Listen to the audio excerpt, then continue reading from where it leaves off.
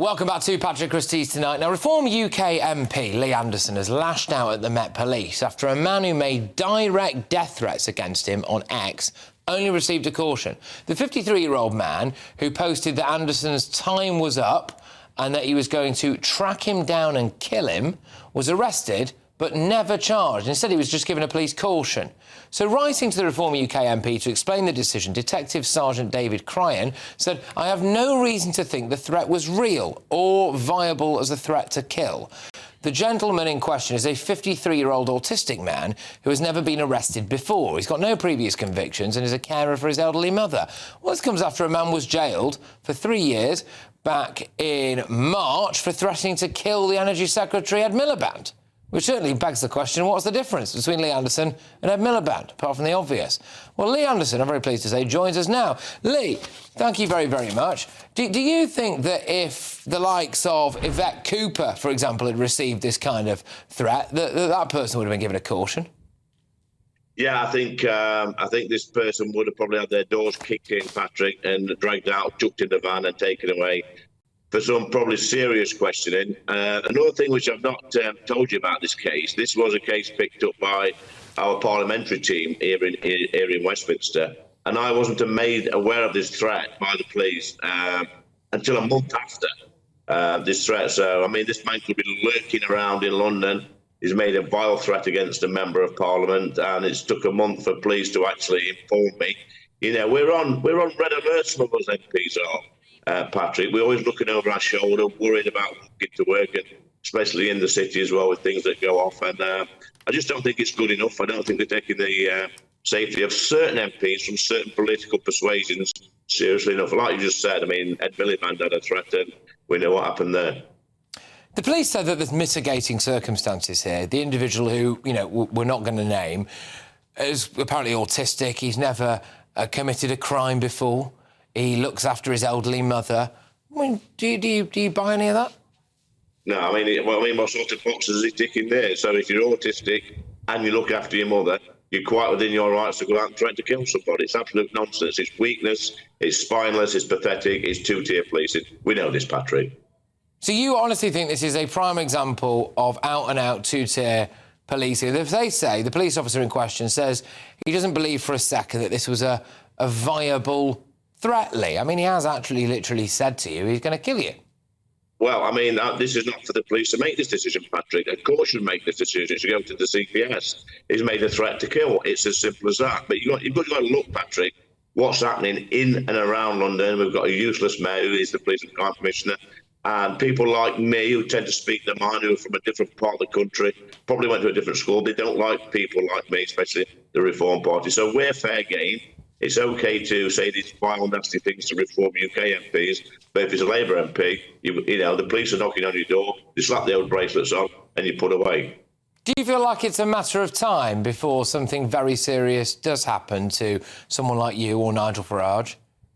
Well, I've had a meeting today with Parliamentary Security. I'm going on to a newly formed committee, which is going to be overseen by the Speaker of the House, to talk about MP security.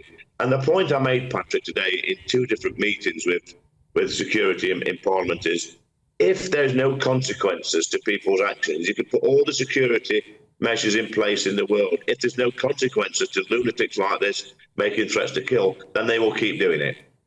And you're continually looking over your shoulder, are you? Continually. Every single day, Patrick. You never know. You know, when people's coming up to you in the street, is it Lee Anderson, blah, blah, blah.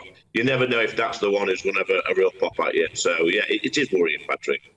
And it puts people off going into politics, right? It does that and everything else, frankly. But, Lee, look, thank you very much. Thank you for sharing the situation. And thank you for coming on the show and making the time for us this evening. Look after yourself. Obviously, you take care. Lee Anderson there, Reform UK MP. We approached the Met Police for comment.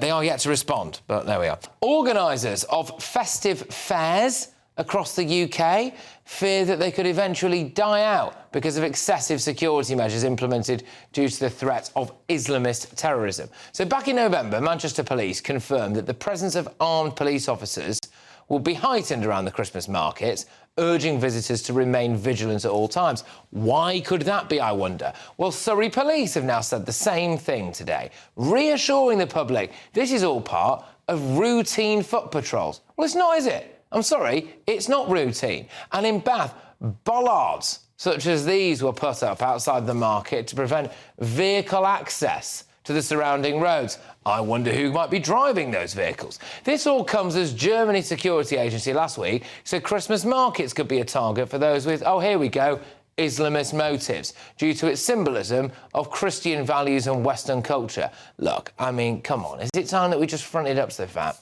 that we've got a massive problem? And it's not normal, really. It's not normal to have armed police while you're at a Christmas market. And we should be calling out for what it is. It's the threat of jihadis, isn't it? I'm joined now by the former head of the National Counter-Terrorism Security Office, Chris Phillips. Chris, thank you very much. Great to have you on the show. It's a bit offensive, I find this. Your police force is like Surrey Police Force. You know, I'm glad that if there is a threat, they're doing the armed police, because I'd like them to shoot the jihadi. That's fantastic. But when you turn comments off on Twitter and when you lie to us and say, oh, this is being weaponised by the far right, well, it's not, is it, Chris? There's obviously an Islamist threat here. There's a very real Islamist threat across the UK and across Europe, and there has been for a number of years. And in actual fact, now at this moment, it's the threat level in the UK is substantial, which means an attack could happen at any time. I think the issue is this: Christmas brings out the crowds. We have seen a series of attacks on Christmas markets right through Europe. And, of course, it's sensible for policing to do something about that. The difficulty is, Patrick, is we've lost all our community officers. Those officers that used to walk up and down Guildford High Street in a Bobby's helmet, they just aren't there anymore because they've been taken away to do other things. And one of those things they've been taken away to do is the firearms policing. So if you want a Bobby to be walking up and down, it seems to be now that the only choice is with a machine gun. Yeah, and it also just feels, again, like this perception of cover-up, right, which is this idea of, like, oh, don't worry, that armed police officer at your Christmas market, oh, it's fine, don't worry about them. It's all completely normal. You know, James Cleverly releasing a video last Christmas, where it was like, he's walking around Winter Wonderland or wherever he was, and it's like, oh, OK, now, if you do happen to see a bag that's ticking, then make sure that you report it to this. We just call it out for what it is. They're not there to protect us from radical Mormons, are they? No, absolutely. And 75% of MI5's jobs are about Islamist terrorism. There's no doubting that. You're right, it's politically difficult to talk about that, it seems, but it is the main issue. And it's not going to go away, Patrick. It's going to be here for years and years to come. Well, also, for those people, with absolute respect, those people who talk about what a tremendous success multiculturalism has been in Britain, and there are many examples of it being brilliant, OK? But one of them is not having to have armed police officers while you want to go and get a mulled wine and a mince pie from, you know, I mean, good grief. Like, Guildford Christmas market. If that is now a target for jihadis, then I'm sorry, but something has gone badly wrong in Britain, hasn't it? And politicians, I think, need to front up to that. Yeah, they do. And it's not just Britain, Patrick. If you go to Europe, any city in France, you'll see troops of soldiers walking around with firearms. I mean, you know, literally in a line of 6, walking around with their guns and the machine guns out. So this is a problem that we have imported. It's an issue that we have to face. It's, as I say, it's not going to go away. The biggest mistake here, though, is that we've really done our police down so badly that there's really not enough resources to do the proper jobs of community policing, as well as these firearm teams. I want to make it very clear. I am blooming grateful that we've got firearms officers in this country. I am immensely grateful. I'd have more of them. I'd have loads more of them. I'd have loads more of them. I just think it's a massive shame that we have to. I think it's a massive shame that we have to now at your local... But it's a crying shame. People should ask themselves this now, seriously. Even those people who are a bit on the fence about some of the issues that we talk about a lot on shows like this and on GB News. If you are planning on going to a local Christmas market this winter, do you, if you've got young kids, does the thought enter your head when you get there, how do I get out of here if a jihadi drives a car through there? Then maybe ask yourself if we've gone a bit wrong as a country. But Chris, look, thank you very much for coming on tonight. It's tremendous, everyone. I hope you have a wonderful Christmas. Anyway, you take care. All right, take care. There's Chris Phillips there, who's the former head of the National Counter-Terrorism Security Office. Look, coming up, we've got more of tomorrow's newspaper front pages. They have just landed. There's some big breaking news tonight. It is the BBC's Greg Wallace. The allegations have gone up a notch. They are just allegations. He does deny them all, but they are quite sensational, and I'll bring those to you very shortly. Oh, and what's going on here?